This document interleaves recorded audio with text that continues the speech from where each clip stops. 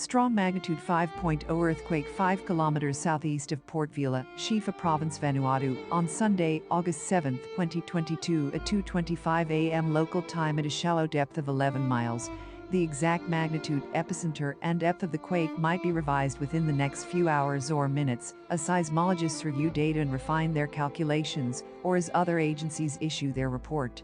Our monitoring service identified a second report from the Citizen Seismograph Network of Raspberry Shake, which listed the quake at magnitude 5.2 as well.